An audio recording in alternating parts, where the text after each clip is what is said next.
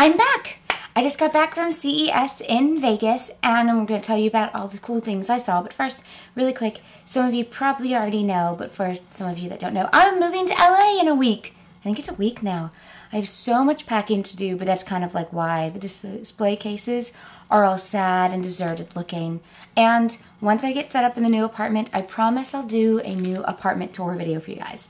Let's go ahead and get back to CES really quick. CES was awesome. One, because it was in Vegas. I love Vegas. I mean, in Vegas, where else can you go and collect porn cards, like trading cards? Look at all these. Look at that. That's crazy. What?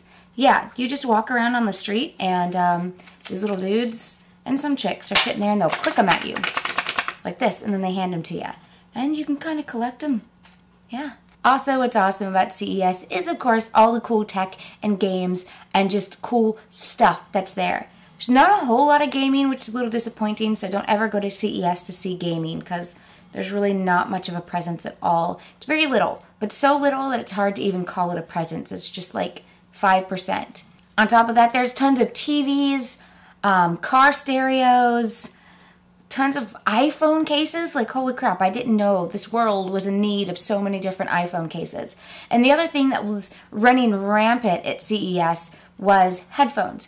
Every booth had headphones, new headphones, and they were all trying to say that they were the best in the industry. We don't need this many headphones, really. Just never before in my life have I seen so many headphones. It's like we'd go to a booth and like, oh look, more headphones. Just what I wanted to see. There was also tons of 3D TVs, which was pretty cool, but I kind of thought we had all agreed that we were all over the whole 3D thing. Apparently not.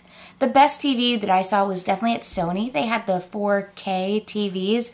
Gorgeous. Like, amazing. I cannot wait to play a game on that. They didn't have any games, of course, running on the 4K. Just specialized videos they shot for the demo of the TV. But, yeah. All I could think about was, holy crap, a game is going to look amazing on this. Another pretty cool thing I saw was Hire had like a visual controlled TV. So you would like go to the menu of shows and you'd stare at one of the shows and then you'd blink. And the TV would take that as like a selection and then it would open it for you. So it was a TV that you controlled with your eyes, which is really kind of weird to me. But I told them that they totally needed to market it to the adult industry because, I don't know, I just think that the adult industry would take special interest in a TV that was controlled purely by what you're looking at. Hire also had a TV that was 3D without glasses. Obviously, the technology is nowhere near completed on that because it kind of looked like a hologram. Like, you know, one of those things, if you move back and forth, it looks like it's moving. It just, I couldn't see myself even watching a 10-minute TV show on that thing, let alone a full film or having that as a regular thing in my house. So yeah, technology has several more years to make that something that would be something I'd be interested in. I'd have to say my favorite stuff came from Seagate. One of the cool things they had there was like this hard drive that you could access by your tablet or like your iPhone or smartphone. And you would access it through that and it would store TV shows, pictures, movies, apps, stuff like that. And the cool thing about it was 5 different devices could hook up to it wirelessly at one time. So I could be watching a film off of it and somebody else could be playing an app off of it at the same time with no interruptions or lag or issues or anything. That's 5 different people could connect to it at one time, which is awesome. You're not supposed to use Bluetooth on a plane, but I mean, it kind of would be perfect for a plane ride because then 2 different people could connect to it at the same time and watch 2 different movies on a plane. It's brilliant. And I pack my iPad full of movies and games. I'm constantly having to clean it back off and make more room for new stuff. This is perfect because then I don't need to worry about space. The moment where I was most impressed was also at Seagate. They had this like solid state hard drive hybrid. And the way it would work, it was actually smart.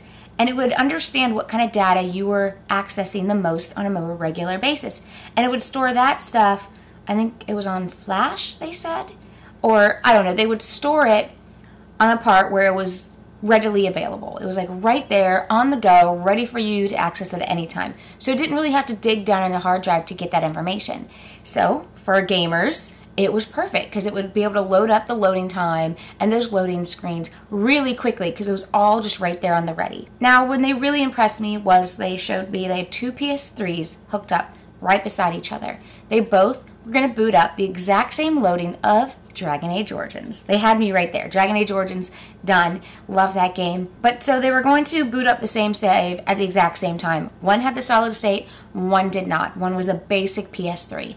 Now, I've been in the industry for, this year makes 8 years. I've been to hundreds upon thousands of tech demos. So I was already expecting, yeah, it might boot up like, what, 3 seconds at most more? Save me a few seconds of time, but is that really going to make up for the price of this thing? No, let me tell you guys, it booted up remarkably faster than the regular PS3. Like, breathtakingly faster. It was just over and done. To the point where the PS3 that was running the regular hard drive, I actually thought it locked up. Because I was like, there's no way this should be taking this long. But it did, and it was amazing.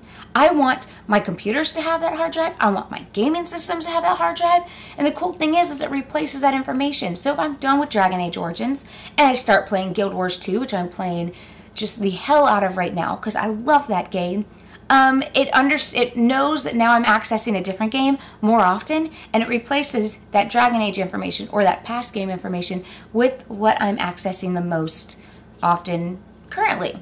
So that was definitely my moment of like, oh, at CES. I loved it. It was amazing. Awesome. One other thing I did in Vegas, and it's totally not CES related, but I did it while in Vegas for CES, so it's totally connected, right? Was I checked out Eli Roth's Goratorium in the Planet Hollywood casino area. Eli Roth, for you guys, is a horror film director. He did, I believe, Hostel, Cabin Fever, among a few others. I love his work. And I love haunted houses. If you guys have been watching my stuff for a while, you know I love Halloween because I love going to haunted houses. So this was like a given for me. It's like Eli Roth and a haunted house. All right, let's check it out. I was a little concerned because it was in Vegas, so I thought it was going to be really flashy but not with much substance. I was so wrong. Goratorium was amazing. It was awesome. If you guys ever go to Vegas, definitely check it out. I'm losing my voice. I'm sorry. I've been running like full speed forever. That is it for my CES wrap-up video. I still need to get to talking about the games I'm most excited to play this year. I promised to get that this week. Got more Ask Rachel's. Gonna be talking about some more Guild Wars soon. Once I get through my first playthrough, I'll do a little review of that for you. And I haven't even played Far Cry 3 yet. I know, it's like, what the hell? But I've been gone since November 30th. Just got back into town like 2 days ago. Far Cry 3 is the next on my list. Anyways, guys, thanks for watching. I hope you guys have a great weekend, and I'll talk to you guys later.